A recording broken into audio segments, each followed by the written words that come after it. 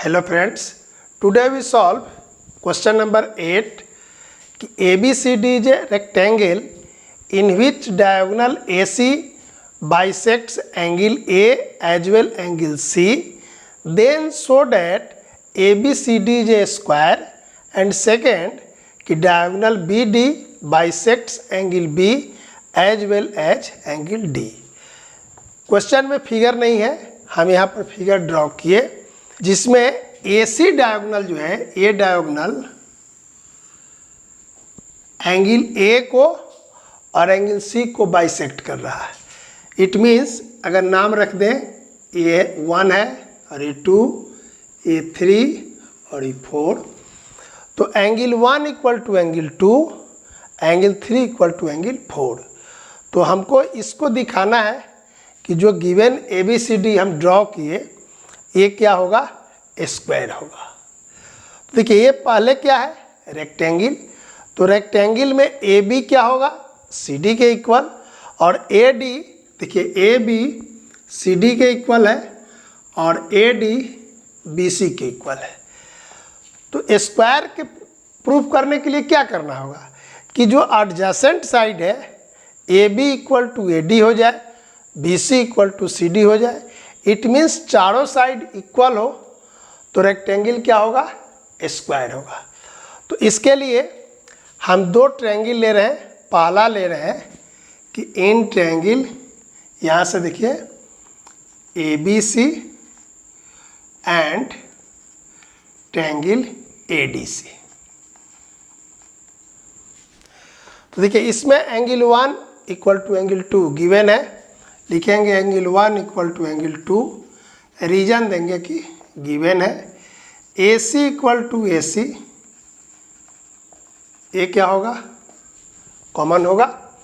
और angle 3 equal to angle 4, angle 3 equal to angle 4, ये भी गिवन है. तो देखिए ये एंगल साइड एंगल, तो ये दोनों ट्रायंगल क्या होंगे, कंग्रुएंट होंगे. रीजन क्या होगा, एंगल इंक्लूडेड साइड. तो यहाँ लिखेंगे कि triangle ABC, so triangle ABC congruent to triangle ADC, और रीजन दे देंगे ASA. अब ये दोनों ट्रायंगल कंग्रुएंट हो गए तो इसके करस्पॉन्डिंग पार्ट क्या होंगे, इक्वल होंगे.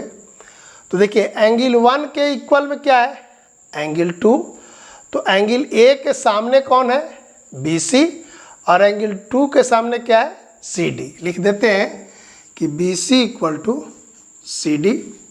सिमिलरली एंगल 3 के सामने क्या है, AB, और 4 के सामने AD, और यहाँ रीजन लिख देंगे CP CD, यानी corresponding parts of congruent triangle.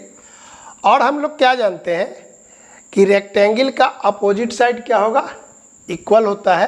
तो ये भी लिख देते हैं कि AB equal to CD and AD equal to BC, और रीजन लिख देंगे कि opposite sides of rectangle are equal. अब देखिए यहाँ पर कि AB इक्वल टू CD, और CD के इक्वल क्या है, BC, और BC के इक्वल क्या हो गया, AD. तो क्या देख रहे हैं कि AB CD BC AD यानी चारों साइड क्या हो गए, इक्वल हो गए. तो जब रेक्टेंगल का चारों साइड इक्वल होगा तो रेक्टेंगल क्या हो गया, स्क्वायर हो गया. तो लिख देंगे therefore ABCD is a square. तो ये था फर्स्ट नंबर, ये प्रूव्ड हो गया. अब सेकंड प्रूफ करने के लिए जैसे AC को मिलाए थे वैसे B से D को मिलाएंगे. तो इसको आप पहले नोट कर लीजिए, तब सेकंड वाला बता रहे हैं. सेकंड प्रूफ करने के लिए B से D को मिलाए, और यहाँ एंगल का नेम रख लेते हैं. ये 5 हुआ, ये 6, और ये 7 और 8. यही प्रूव करना है कि एंगल 5 इक्वल टू एंगल 6 और एंगल 7 इक्वल टू एंगल 8। तो इसके लिए दो ट्रायंगल लेंगे पहले की तरह, यहाँ लेंगे in triangle ABD and triangle CBD A। तो देखिए पहले में इस ट्रायंगल में देखिए कि AB इक्वल टू BC, यहाँ लिखेंगे AB इक्वल टू BC और यहाँ लिखेंगे देखिए AD equal to CD, AD equal to CD। Reason देंगे कि अभी हम लोग जस्ट प्रूव्ड किए थे कि ये क्या है, स्क्वायर है, तो यही रीजन लिख देंगे कि sides of square are equal. और BD क्या होगा, दोनों में कॉमन है, तो यहाँ लिख देंगे BD equal to BD, common हो गया।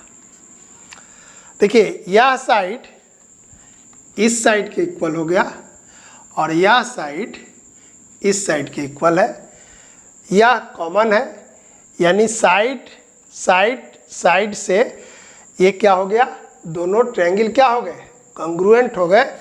तो लिखेंगे कि so triangle ABD congruent to triangle CBD और रीजन लिख देंगे SSS। दोनों ट्रायंगल का जब कॉन्ग्रुएंट हो गए तो करस्पॉन्डिंग पार्ट्स देखेंगे। तो देखिए पहले ट्रायंगल में देख रहे हैं ABD में कि AB के इक्वल यहाँ पर BCD में कौन था, BC, तो इसके सामने वाला एंगल 8 और इसके सामने वाला एंगल 7 इक्वल होगा। तो लिख देंगे कि एंगल 8 इक्वल टू एंगल 7 और रीजन लिख देंगे CPCD। सिमिलरली देखिए इसके सामने कौन एंगल है, एंगल 5 और इसके सामने कौन एंगल, एंगल 6 और यहाँ भी रीजन लिख देंगे CPCD।